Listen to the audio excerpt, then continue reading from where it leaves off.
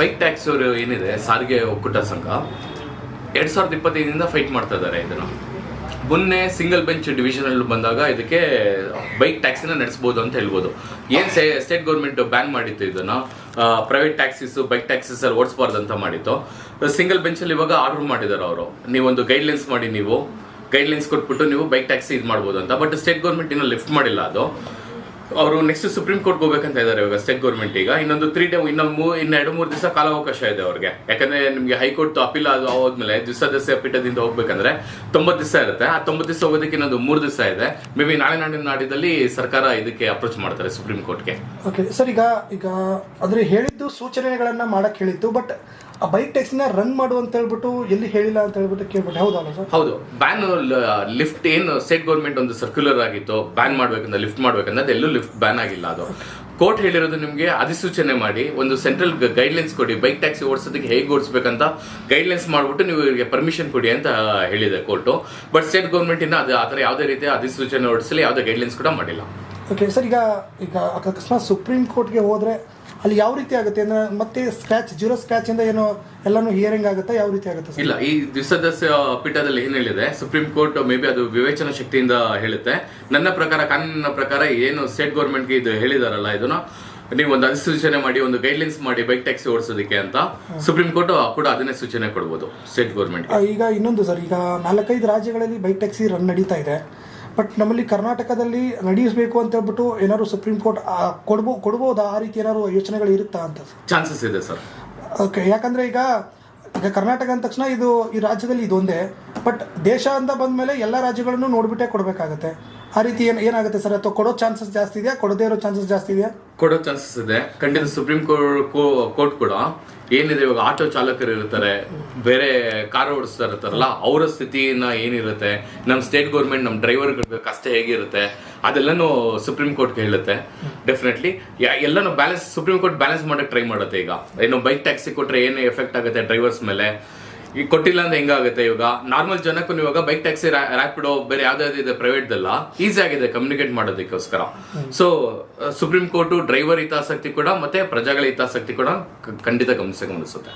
ಈಗ sir 90 days ಏನು ಈಗ ಅವಧಿ ಆಯ್ತು, ಇಷ್ಟಲ್ಲಿ ಬೈಕ್ ಟ್ಯಾಕ್ಸಿ ಓಡಿಸೋಕ್ಕೆ ಪರ್ಮಿಷನ್ ಇರಲಿಲ್ಲ, ಬಟ್ ಆದ್ರೂ ಕೂಡ ಓಡಾಡ್ತಾ ಇದ್ದಾವೆ. ಅದಕ್ಕೆ ಅದ್ರ ವಿರುದ್ಧ ಏನು ಯಾವುದೇ ರೀತಿ ಕ್ರಮ ಕೈಗೊಂಡಿಲ್ವಾ ಅಥವಾ ಸರ್ಕಾರ ಏನಾದ್ರು ಮಾಡಿಲ್ವಾ ಅಂತ ಹೇಳ್ಬಿಟ್ಟು ಒಂದು ಪ್ರಶ್ನೆ ಹುಟ್ಟಾಗೋದು. ಸರ್ಕಾರ ಇದುವರೆಗೂ ಒಂದು ಕಠಿಣ ಕ್ರಮ ತಗೋಬೇಕಂತಾನೆ ತೀರ್ಮಾನ ಮಾಡಿಲ್ಲ.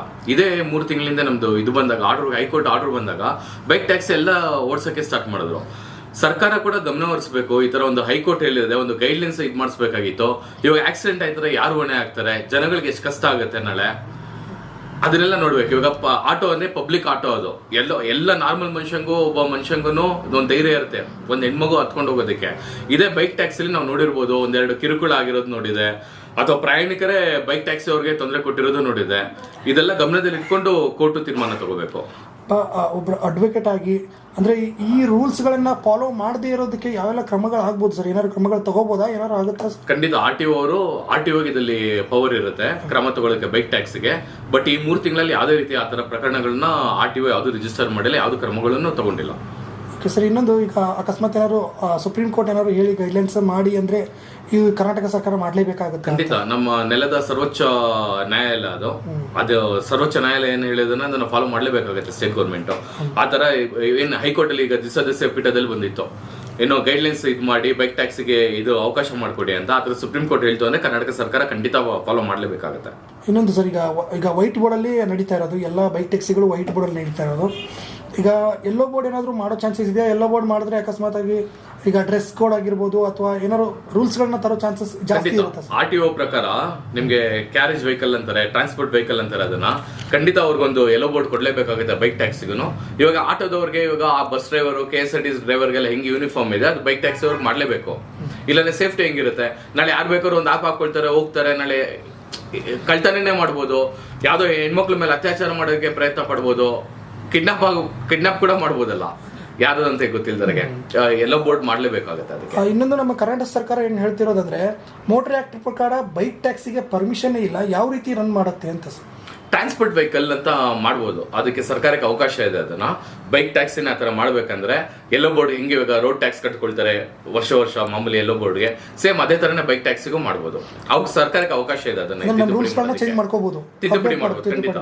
ಅದನ್ನ ಟ್ರಾನ್ಸ್ಪೋರ್ಟ್ ವೆಹಿಕಲ್ ಅಂತಾನೆ ರಿಜಿಸ್ಟರ್ ಆಗ್ಬೇಕಂದ್ರೆ ತಗೋಬೇಕಂದ್ರೆ ಹಿಂಗೆ ವೈಟ್ ಬೋರ್ಡ್ ಇರುತ್ತೆ, ಎಲ್ಲೋ ಬೋರ್ಡ್ ಇರುತ್ತೆ. ಈಗ ಕಾರಲ್ಲೇ ವೈಟ್ ಬೋರ್ಡ್ ಎಲ್ಲೋ ಬೋರ್ಡ್ ಇದೆ, ಟ್ಯಾಕ್ಸಿಗೆ ಓಡಿಸೋರು ಫಸ್ಟ್ ಎಲ್ಲೋ ಬೋರ್ಡ್ ಹೋಗ್ತಾರೆ. ಬೈಕಲ್ಲೂ ಅದೇ ತರ ಫಸ್ಟ್ ಡಿಸೈಡ್ ಆಗಿರ್ಬೇಕು ಅವರು ಟ್ರಾನ್ಸ್ಪೋರ್ಟ್ಗೆ ಓಡಿಸ್ತಾರೆ. ಅಂದ್ರೆ ಸರ್ಕಾರದಲ್ಲಿ ಕಾನೂನಲ್ಲಿ ಅವಕಾಶ ಇದೆ ಆ ತರ ಟ್ರಾನ್ಸ್ಪೋರ್ಟ್ ವೆಹಿಕಲ್ ಅಂತ ಮಾಡೋದಕ್ಕೋಸ್ಕರ ಆ ಥರ ಮಾಡ್ಬೋದು.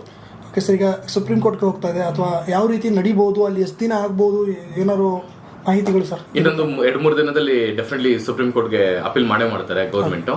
ನಮ್ಗೆ ಇನ್ನೊಂದು ಯಾವಾಗ ಲಿಸ್ಟ್ ಆಗುತ್ತೆ ನೋಡ್ಬೇಕಾಗತ್ತೆ, ಮೇ ಬಿ ಇನ್ನೊಂದು 10 ದಿವಸದಲ್ಲಿ ಗೊತ್ತಾಗುತ್ತೆ ನಮಗೆ. ಈಗ ಸರ್ ಸುಪ್ರೀಂ ಕೋರ್ಟ್ಗೆ ಹೋದ್ಮೇಲೆ ಫಸ್ಟ್ ಹಿಯರಿಂಗಲ್ಲೇ ಈಗ ಅಂದರೆ ಈ ಜಜ್ಮೆಂಟ್ ಬರೋವರೆಗೂ ಬೈಕ್ ಟ್ಯಾಕ್ಸಿ ಓಡಿಸಬಾರ್ದು ಅನ್ನೋ ಒಂದು ಬರುತ್ತಾ, ಅಥವಾ ಏನಾದ್ರು ಇಲ್ಲ ಇದು ಜಜ್ಮೆಂಟ್ ಆಗೋವರೆಗೂ ಕೂಡ ಓಡಿಸ್ಬೋದು ಅನ್ನೋ ಬರ್ಬೋದಾ ಸರ್?